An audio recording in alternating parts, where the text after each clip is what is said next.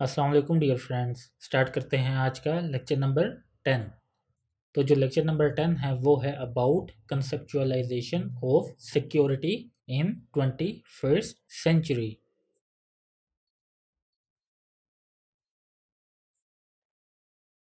अच्छा जी, छोटा सा टॉपिक है, इतना ये इम्पोर्टेंस का हामिल नहीं है। मींस के डायरेक्टली कभी भी जो एग्जामिनर है वो conceptualization of security in 21st century नहीं पूछेगा। वो किसी चीज़ को इस टॉपिक के साथ इन्वॉल्व करके पूछ सकता है। तो इस लेक्चर में हम जो कोर कंसेप्ट है सिक्योरिटी का, कि 21st सेंचुरी में जो सिक्योरिटी का कंसेप्ट है वो किस तरह चेंज हुआ, मॉडिफाई हुआ, डाइवर्सिफाई हुआ, उसको हम आज के इस लेक्चर में डिस्कस करेंगे। Security is a fragile and significant issue which conveys different meanings to scholars, analysts, policymakers and organizations across the globe। अच्छा जी, जो सिक्योरिटी है या जो सिक्योरिटी का टॉपिक है ये बहुत ज़्यादा अहम टॉपिक है, और दुनिया के जो डिफरेंट स्कॉलर्स हैं, जो एनालिस्ट हैं, वो अपने मुताबिक इसकी जो डेफिनेशन है या इसकी जो नेचर है उसको कवर करते हैं। Fundamentally security has to do with the presence of peace, safety, gladness and protection of human and physical resources, absence of crisis और threat to human dignity। तो बुनियादी तौर पर जो सिक्योरिटी है उसका मतलब है कि जिस जगह पर आप रहते हो वहाँ पर अमन कायम हो, वहाँ पर सिक्योरिटी हो, सेफ्टी हो, वहाँ पर लोग जो हैं वो खुशी से रह सकें, और लोगों के जो फिज़िकल रिसोर्सेज हैं उनकी प्रोटेक्शन हो सके, और साथ ही साथ ह्यूमन डिग्निटी को या ह्यूमंस को किसी भी किस्म का थ्रेट नहीं होना चाहिए। इसको हम सिक्योरिटी कहते हैं। The concept of security has become a preoccupation for decades following the end of cold war, which could also be referred as a landmark for diverse school of thought. अच्छा जी, यहाँ पर आप थोड़ा सा एक कंसेप्ट समझ लें कि कोल्ड वॉर से पहले मोस्टली जो सिक्योरिटी का कंसेप्ट था वो ट्रेडिशनल थ्रेट्स के लिए यूज़ होता था। मींस के अगर किसी कंट्री की बाउंड्री को कोई ख़तरा है, उसकी प्रेजेंस को कोई ख़तरा है, उसकी एग्जिस्टेंस को कोई ख़तरा है, तो उस थ्रेट को ख़त्म करने के लिए जो सिक्योरिटी है उसको एनहेंस किया जाता था। बट जब कोल्ड वॉर ख़त्म हुई, world war one, world war two और कोल्ड वॉर देखी, जिसकी वजह से जो कंट्रीज़ हैं वो तो अफेक्ट हुए, बट उनमें जो रहने वाले लोग हैं वो बहुत ज़्यादा इफ़ेक्ट हुए। तो कोल्ड वॉर के बाद जो बहुत सारे एनालिस्ट थे, जो स्कॉलर्स थे, वो इमर्ज हुए और उन्होंने ट्रेडिशनल थ्रेट्स की बजाय जो नॉन ट्रेडिशनल थ्रेट्स हैं उनको भी सिक्योरिटी के अहाते में लिया। इसको हम अपने इसी लेक्चर में डिटेल से कवर करेंगे।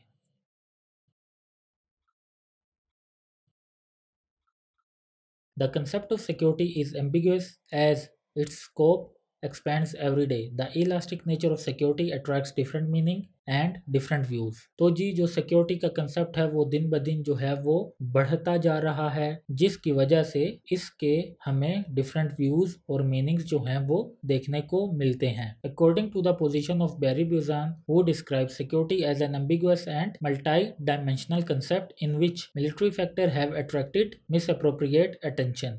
तो आप और कुछ इस चैप्टर में याद ना भी रखें तो कोई फ़र्क नहीं पड़ेगा, बट अगर जो सिक्योरिटी का कंसेप्ट है उसमें आप बैरी बुज़ान को मेंशन नहीं करेंगे तो आपका जो आंसर है वो इतना वैलिडेट नहीं होगा। तो बैरी बुज़ान के मुताबिक सिक्योरिटी जो है वो एक मल्टी डायमेंशनल कंसेप्ट है, बट जिस तरह हमने पहले बात की कि सिक्योरिटी को ट्रेडिशनल थ्रेट्स के साथ ही सिर्फ जोड़ा जाता है, तो उनके मुताबिक सिक्योरिटी को ट्रेडिशनल कंसेप्ट के साथ जोड़ना ये एक नामुनासिब बात है, क्योंकि ह्यूमंस को बहुत सारी और भी थ्रेट्स का सामना है।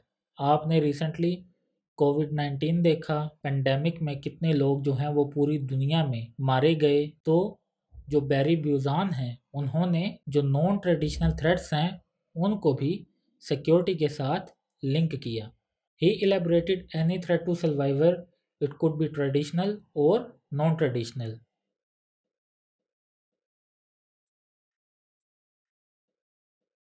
तो जी बैरी बोजान के बाद हम देखते हैं कि कितने स्कूल्स ऑफ थॉट्स हैं जिन्होंने सिक्योरिटी के बारे में अपनी अपनी राय दी, जो कि बहुत कॉमन और फेमस स्कूल्स ऑफ थॉट्स हैं। हम सिर्फ उन्हीं को स्टडी करेंगे।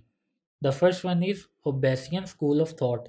Hobbesian states that the achievement of security is impossible because it is in the nature of humans that they always live in a anarchical situation। तो होबेसियन school of thought के मुताबिक कोई भी कंट्री जो है वो कभी भी सिक्योरिटी को अचीव नहीं कर सकता। तो हमने सिक्योरिटी की डेफिनेशन जो है वो लास्ट स्लाइड्स में पढ़ी थी कि प्रेजेंस ऑफ पीस होना चाहिए, लोगों के लिए सेफ्टी होनी चाहिए, हर तरह की लोग जो हैं वो खुश होने चाहिए, protection of human and physical resources होने चाहिए। तो होबेसियन स्कूल ऑफ थॉट के मुताबिक इंसान जो है वो कभी भी सिक्योरिटी जो है वो हासिल नहीं कर सकता फुली, क्योंकि उसकी नेचर में है जितना उसको मिलता है वो उससे ज़्यादा और की जुस्तजू करता है।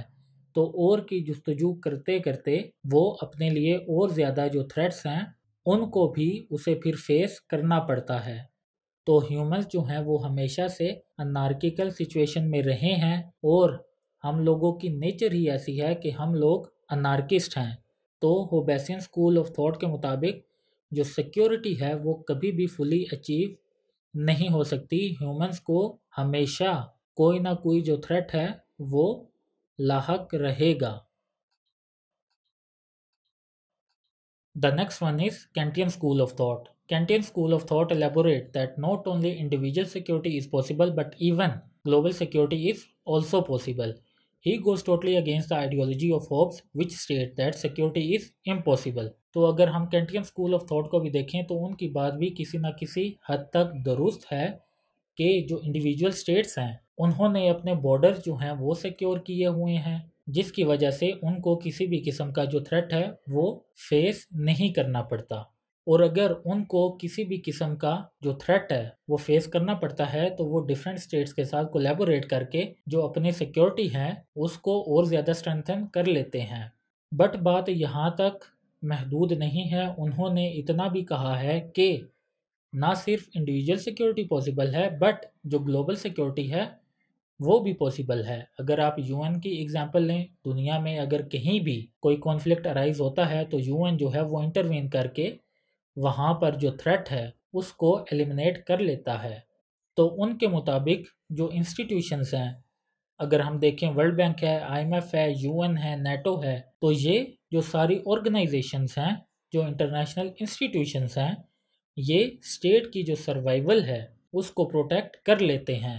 मींस और जो कैंटियन स्कूल ऑफ थॉट है वो तो इतना आगे बढ़ गए हैं कि उन्होंने यहाँ तक कह दिया कि दुनिया में एक वर्ल्ड गवर्नमेंट होनी चाहिए जो कि दुनिया में जहाँ पर भी थ्रेट अराइज हो उसको एलिमिनेट कर सके विदाउट किसी प्रीजुडाइस। क्योंकि हम देखते हैं कि अगर किसी वेस्टर्न नेशन में कोई थ्रेट अराइज होता है तो यूएन और जो दूसरी इंटरनेशनल ऑर्गेनाइजेशंस हैं वो बहुत ज़्यादा कीनली जिद्दोजहद करने लग जाती हैं वेस्टर्न कंट्रीज़ में किसी भी किस्म का जो थ्रेट है उसको एलिमिनेट करने के लिए। बट वो सदर्न साइड की तरफ इतनी ज़्यादा तवज्जो नहीं देती। तो जो कैंटियन हैं उन्होंने मशवरा दिया था कि अगर इंटरनेशनल जो इंस्टीट्यूशंस हैं वो पॉसिबल है तो एक वर्ल्ड गवर्नमेंट जो है वो भी पॉसिबल है।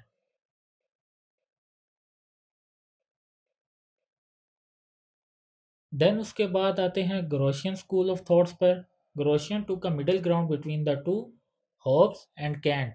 He elaborates that if the world establish international law, it will protect the survival of state and will eliminate any danger or threat।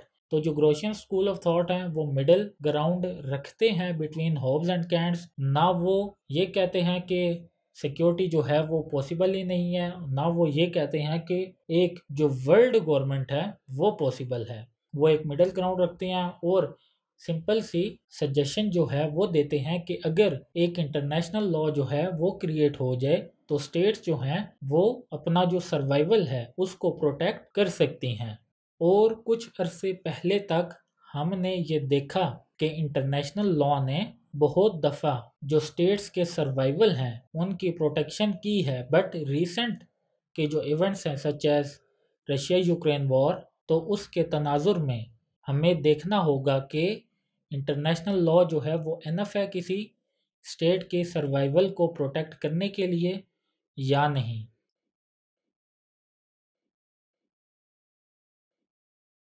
अब आते हैं अपने नेक्स्ट पॉइंट पे, which is about traditional security. Traditional security refer to the use of military and other physical means to protect a nation or state from external threats such as military attacks, espionage, and terrorism. It involves measures such as border control, intelligence gathering, military defense, and the use of weapons and other physical means to deter or respond to aggression. तो जो traditional security है वो मैं आपको पहले भी बता चुका हूँ, तो इस पर आई थिंक ज़्यादा कोई डिस्कस करने की ज़रूरत नहीं है, और जो मोस्टली एस्पायरेंट्स हैं उनको आइडिया तो है ही, मैंने बस ये डेफिनेशन के लिए लिखा है। और अगर मैं यहाँ पर इतना एक्सप्लेन ना कर सकूँ तो पाकिस्तान अफेयर्स में मैं डिटेल से जो ट्रेडिशनल और नॉन ट्रेडिशनल थ्रेट्स हैं उनको कवर करवाऊँगा। और ये जो ट्रेडिशनल थ्रेट्स हैं इनको मैं अपने प्रीवियस लेक्चर्स में भी बहुत दफ़ा कवर करवा चुका हूँ, बट फिर भी सिंपल सा अगर मैं इसको एलेबोरेट करूं तो जो स्टेट है वो जब अपने फिज़िकल रिसोर्सेज जो हैं स्पेशली मिलिट्री रिसोर्सेज उनको यूटिलाइज करती है किसी भी अपने नेशन को प्रोटेक्ट करने के लिए किसी भी एक्सटर्नल थ्रेट से, तो उसको हम ट्रेडिशनल सिक्योरिटी में इंक्लूड करते हैं। अगर मैं आपको थोड़ा सा बैकग्राउंड बताऊं कि जो ट्रेडिशनल सिक्योरिटी है वो कहाँ से इमर्ज हुई, तो हमें इसकी जो बेसिस हैं वो मिलती हैं ट्रीटी ऑफ वेस्टफेलिया से। जब जो स्टेट का कंसेप्ट है वो डेवलप हुआ, जब स्टेट्स डेवलप हुई तो उनकी जो बाउंड्रीज हैं वो डिफाइन हुई, उनकी जो जियोग्राफी है वो डिफाइन की गई। बट ट्रीटी ऑफ वेस्टफेलिया के बाद बहुत सारी वॉर्स भी हमें देखने को मिली, जिस तरह फॉर एग्जांपल नेपोलियन वॉर थी, फिर वर्ल्ड वॉर 1 हुई, फिर वर्ल्ड वॉर 2 हुई, देन कोल्ड वॉर हुई। तो मीन्स कि ये पिछली जो 3-4 सदियां हैं वो डोमिनेटेड रही ट्रेडिशनल कंसेप्ट ऑफ सिक्योरिटी से। बट कोल्ड वॉर के बाद कुछ ग्रुप्स जो हैं वो इमर्ज हुए और उन्होंने इस चीज़ का जायज़ा लिया कि इन तमाम सदियों में जो ह्यूमंस हैं उनका लॉस बहुत ज़्यादा हुआ है, और ह्यूमंस जो हैं वो बहुत ज़्यादा सफ़र किए हैं ट्रेडिशनल इंटरेस्ट को सिक्योर करते हुए। तो उन तमाम ग्रुप में से एक ग्रुप जो है वो इमर्ज हुआ, एक स्कूल ऑफ थॉट जो है वो इमर्ज हुआ, उसको हम कोपेनहेगन स्कूल ऑफ थॉट कहते हैं, जिन्होंने क्रिटिकल सिक्योरिटी स्टडी जो है उसको डिफाइन करवाया दुनिया के सामने।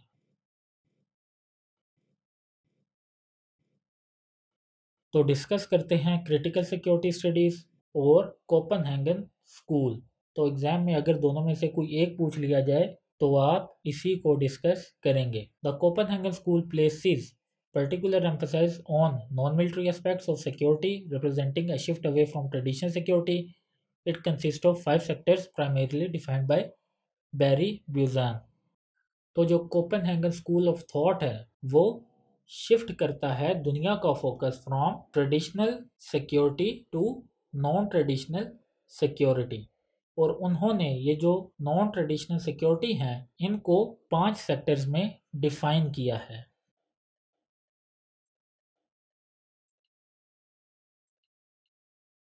सबसे पहले उन्होंने रखा है military physical body of state, के जो स्टेट है सबसे पहले उसकी प्रोटेक्शन जो है वो मस्ट है। देन उसके बाद उन्होंने इकोनॉमिक को रखा है, मींस कि अगर जो स्टेट है वो इकोनॉमिकली वेल ऑफ ही नहीं होगी तो वो अपनी जो बाउंड्रीज हैं उनको कैसे सिक्योर कर सकेंगी। देन उन्होंने पॉलिटिक्स को भी डिफाइन किया है कि मींस जो स्टेट है उसकी एक तो सिक्योरिटी होनी चाहिए, उसके जो बॉर्डर्स हैं वो सिक्योर होने चाहिए, देन उसमें लोगों के लिए इकनॉमी के ज़राए होने चाहिए, देन उन लोगों के लिए कुछ इंस्टीट्यूशंस जो हैं वो फॉर्मुलेट किए जाने चाहिए जो कि उन लोगों के फंडामेंटल राइट्स जो हैं उनको प्रोटेक्ट कर सके। देन उन्होंने एनवायरमेंटल जो थ्रेट्स हैं उनको भी 5 नॉन ट्रेडिशनल सिक्योरिटी थ्रेट्स में इंक्लूड किया है। आप पाकिस्तान की एग्जांपल ले लें, पाकिस्तान को पिछले 2 डेकेड्स में मोर देन $100 बिलियन से ज़्यादा का नुकसान पहुंचा है ड्यू टू क्लाइमेट चेंज, और पेंडेमिक की वजह से कितना ज़्यादा तमाम दुनिया की स्टेट्स को नुकसान उठाना पड़ा। देन उसके बाद उन्होंने लास्ट में सोसाइटल थ्रेट्स को भी इंक्लूड किया है। मीन्स के एक स्टेट में रहने वाले तमाम लोगों की रिकॉग्निशन होनी चाहिए, वो चाहे माइनॉरिटी से बिलोंग करते हो या मेजॉरिटी से बिलोंग करते हो, हर इंसान की अपनी आइडेंटिटी होनी चाहिए। अगर आप इसको और ज़्यादा डिटेल से पढ़ेंगे तो उन्होंने इसमें जो ट्रांसजेंडर्स हैं, इवन उन लोगों की भी जो आइडेंटिटी है उस पर इन्होंने वर्क किया है।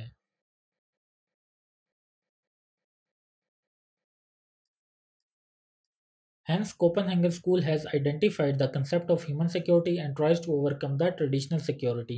They stated that the security cannot be judged by only the economic and military muscles of a state, but it must work on human development programs. तो सिर्फ और सिर्फ किसी भी जो स्टेट है उसकी जो सिक्योरिटी है, उसकी जो स्ट्रेंथ है, उसको हमें सिर्फ जज नहीं करना चाहिए उसकी इकोनॉमिक और मिलिट्री पावर से, बट हमें ये भी देखना होगा कि वो कंट्री जो है वो अपने लोगों पर कितना ज़्यादा इन्वेस्ट कर रही है। The school also emphasizes on how to resolve the internal conflicts. Due to globalization, the world is interconnected, and due to interconnectedness, the spread of terrorism and pandemics are occurring actively.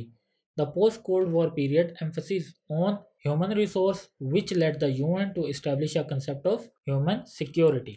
तो ये जो school of thought है उसने states के दरमियान जो conflicts हैं उनको भी रिजॉल्व करने पर जोर दिया है, क्योंकि जो स्टेट है वो कभी भी सोलली स्टैंड नहीं कर सकती सिर्फ ट्रेडिशनल जो थ्रेट्स हैं उनको काउंटर करके। यूएसएसआर के एग्जांपल आपके सामने है कि कितना ज़्यादा उन्हों का एक्सपेंडिचर जो है वो यूज़ होता था मिलिट्री पावर पे, बट एट द एंड वो डिज़ोल्व हो गया। पाकिस्तान की आप एग्जांपल ले लें, पाकिस्तान ने कितना ज़्यादा ट्रेडिशनल थ्रेट्स को काउंटर करने के लिए अपनी मिलिट्री को यूज़ किया, डिफेंस बजट जो है वो बढ़ाया, तालीमी बजट, सेहत का बजट, ये तमाम बजट जो है उन्होंने कट करके जो ट्रेडिशनल इश्यूज़ हैं, जो बॉर्डर रिलेटेड इश्यूज़ हैं, टेररिज्म है, उसको काउंटर करने के लिए सर्व किया। बट एट द एंड हम लोग जो हैं वो अब डिफ़ॉल्ट की जो सिचुएशन है उसको फेस कर रहे हैं।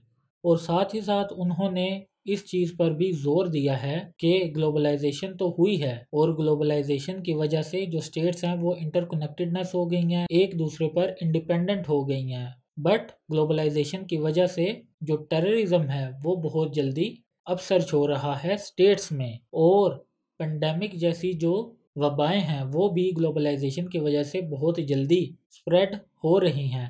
तो उन्होंने इस चीज़ पर भी फोकस करने का जोर दिया है। देन ये चीज़ जो है मैं आपको पहले भी बता चुका हूँ कि कोल्ड वार के बाद बहुत सारे जो स्कॉलर्स हैं वो इमर्ज हुए और उन्होंने जो ह्यूमन सिक्योरिटी का कंसेप्ट है उसको प्रिवेल किया।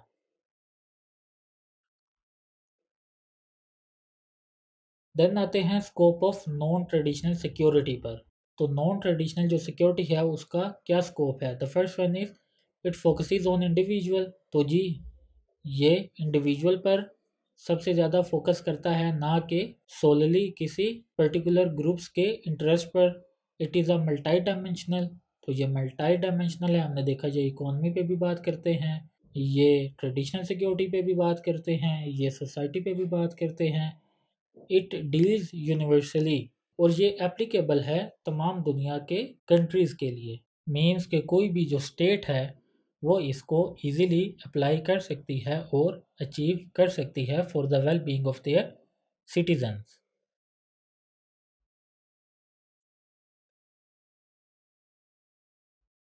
देन आते हैं अपने नेक्स्ट पॉइंट पे, which is scope of economic security. In 1994 United Nation human development resource elaborated economic security on the basis of following elements. तो यूनाइटेड नेशन ने भी एलेबोरेट की जो इकोनॉमिक सिक्योरिटी है, जो नॉन ट्रेडिशनल सिक्योरिटी है, उसको 5 पॉइंट्स में। The first one is food security, कि कोई भी जो कंट्री है वो तब तक सिक्योर नहीं हो सकता जब तक वो अपनी जो फूड की सिक्योरिटी है उसको प्रोटेक्ट ना कर ले। देन हेल्थ सिक्योरिटी, इसी तरह एनवायरमेंटल सिक्योरिटी, इसी तरह पर्सनल सिक्योरिटी और कम्युनिटी एंड पॉलिटिकल सिक्योरिटी।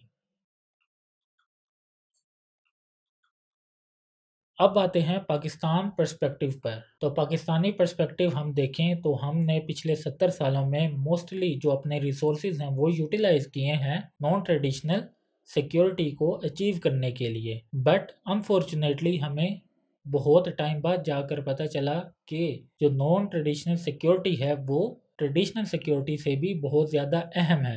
तो अगर हम इकोनॉमिक कंडीशंस की बात करें फ़िलहाल पाकिस्तान की, तो वो डिटेरियोरेशन का शिकार है। हमारी जो 20% पॉपुलेशन है, आई थिंक मोर देन जो 20% पॉपुलेशन है वो फूड इनसिक्योर है। देन हेल्थ सेक्टर में भी हम डाउनग्रेडेशन का शिकार हैं। फिर अगर हम एनवायरमेंटल सिक्योरिटी को देखें तो पिछले 2 डेकेड्स में हम 2 से 3 दफ़ा बड़े फ्लड्स जो हैं उनको ऑब्जर्व कर चुके हैं, जिसकी वजह से हमने बिलियंस ऑफ डॉलर जो हैं वो गंवाए हैं।